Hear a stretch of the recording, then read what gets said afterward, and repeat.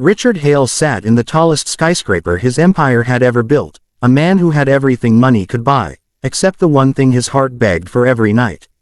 From behind the vast glass windows of his corner office, he could see the pulse of New York City, lights flickering like stars on Earth. To the outside world, he was the untouchable billionaire CEO, a man who signed deals worth billions and crushed obstacles with ease. But beneath the expensive suit and the armor of power, he was just a father, haunted by the sight of his little girl who had never taken a single step. Lily was 8 years old, with chestnut hair that framed her innocent face, and eyes so full of wonder they could melt even the coldest soul. She had a laugh that could light up the darkest room, but every time she looked out at children running in the park, her laughter faded into silence. She had been born with a condition that robbed her of the ability to walk. Specialists from every corner of the globe had flown in, neurologists, surgeons, therapists, but each one had left the same way, shaking their head, delivering polished words that meant the same thing: impossible. Richard could buy islands, jets, entire corporations with a single signature, but he couldn't buy his daughter the ability to walk. That powerlessness gnawed at him more than any boardroom failure ever could. He remembered the night that changed everything for him. Lily, sitting on the edge of her bed, had asked with a trembling voice, "Daddy, will I ever dance like other kids?" The words pierced him deeper than any financial loss. He had held her tiny hands, promising hope he didn't truly believe in, and when she fell asleep, he wept quietly in the shadows. The mansion they lived in was filled with silence where laughter should have been, and Richard buried himself in work to escape the ache. Yet no matter how many hours he poured into contracts and meetings, every drive home reminded him of the emptiness inside. His daughter's smile was his only light, and even that was dimmed by the cruel realities she faced. One afternoon, at the corporate headquarters, an unexpected presence entered his carefully controlled world. Jack Miller, a single dad and decorated veteran, had been hired temporarily as part of the maintenance staff. He was nothing like the men who usually brushed shoulders with Richard. Jack was quiet, carrying himself with the kind of strength that came not from wealth, but from surviving battles most people would never understand. His uniform was worn, his hands calloused, and his eyes carried a depth that only hardship could carve. He didn't ask for attention, didn't look for favors, he simply worked diligently, fixing what was broken. It was Lily who noticed him first. She was sitting in the garden that overlooked the busy streets, her wheelchair parked beside a bed of roses her mother had once loved before she passed away. Richard had been too consumed with work to join her, but Jack, passing by with his toolkit, saw the small girl sitting alone. Most people glanced at her with pity, offering soft smiles or empty words, but Jack stopped. He crouched down so that his eyes met hers directly, not the chair she sat in.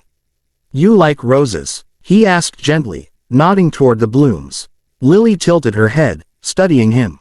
"They're pretty, but they get to grow. I don't." Her words hung heavy in the air, but instead of pity, Jack gave her a warm smile. "You know, soldiers are taught never to give up, even when the world tells us it's impossible. Sometimes the body takes time, sometimes it takes a trick or two. Want me to show you something?" For the first time in a long time, Lily's eyes lit up with curiosity. "A trick?" Jack nodded. "Yeah, not magic. Just belief." He showed her a simple breathing technique, teaching her how to tighten her core like soldiers did during recovery.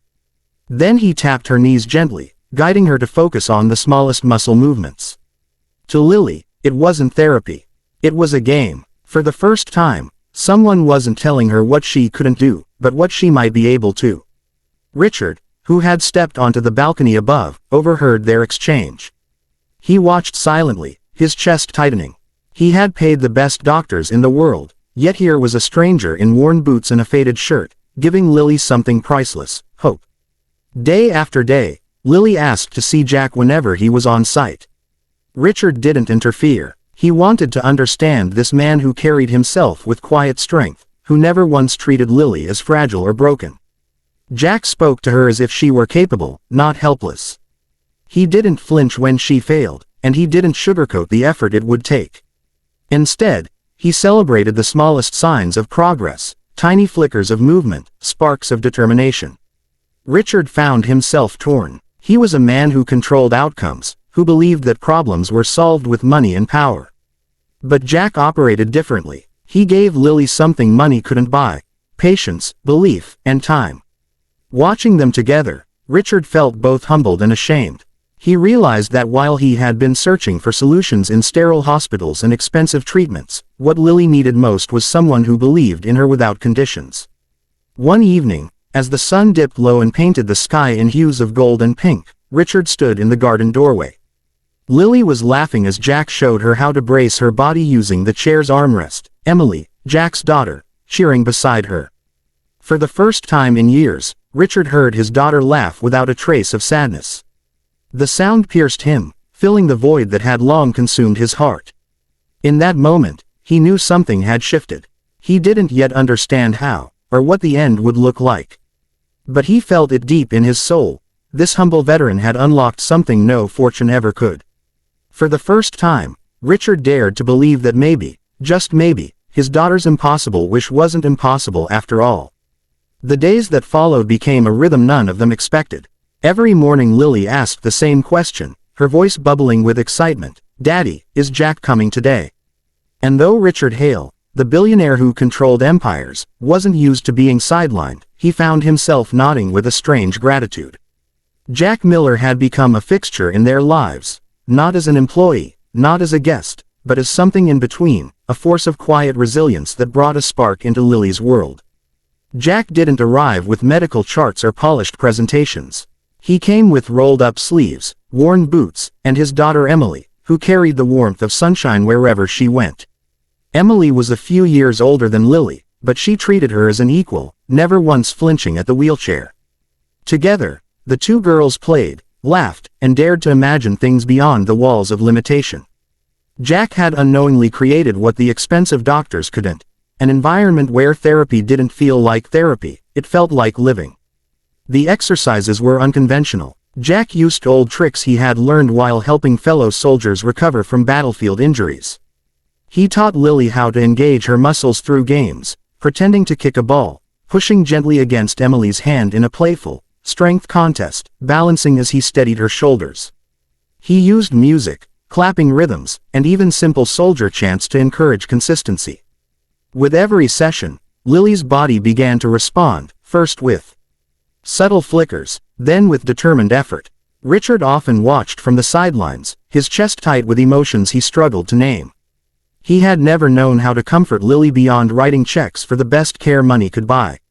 But here was a man with no fortune, no prestigious degree, patiently coaxing miracles out of his daughter with nothing more than faith and persistence.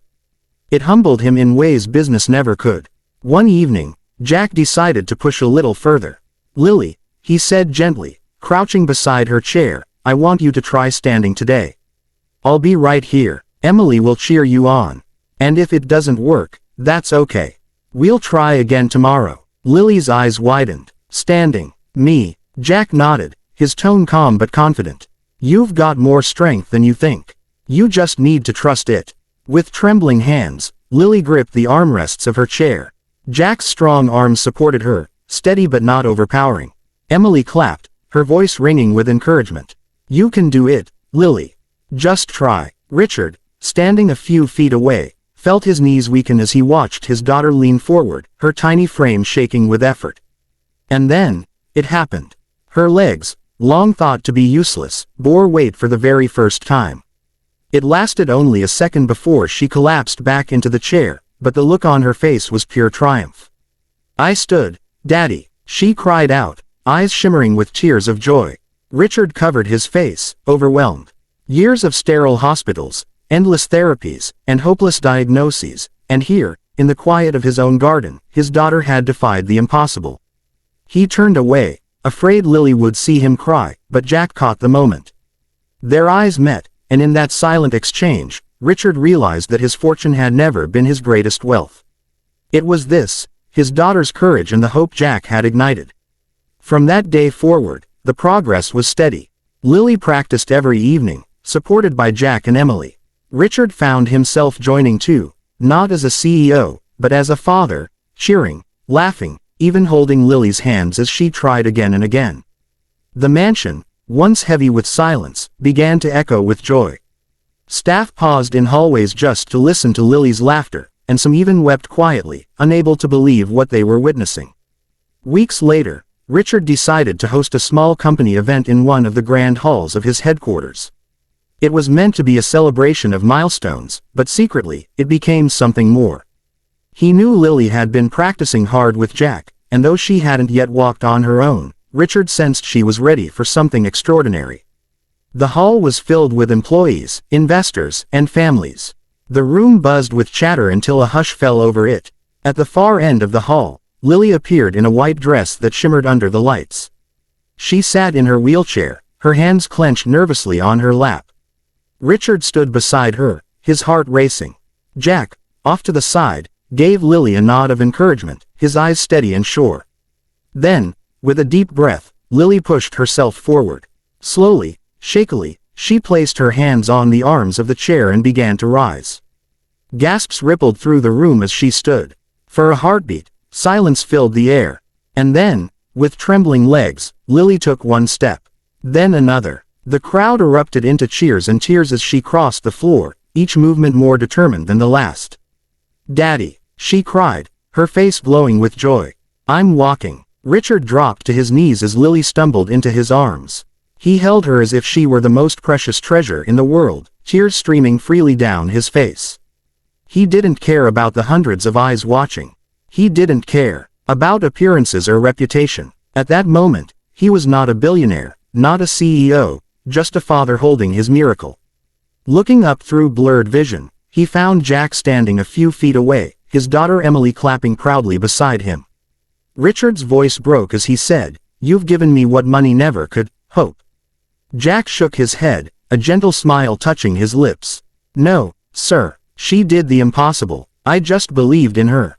In that instant, the truth sank deep into Richard's heart. Empires could rise and fall, fortunes could be made and lost, but the courage of a child taking her first steps, and the kindness of a man who refused to give up, were the greatest riches life could ever offer. And so, in the grand hall of a skyscraper built on power and ambition, the world witnessed a different kind of success story, not one written in contracts or bank accounts, but in love, sacrifice, and the unshakable belief that miracles are possible when humanity chooses to care.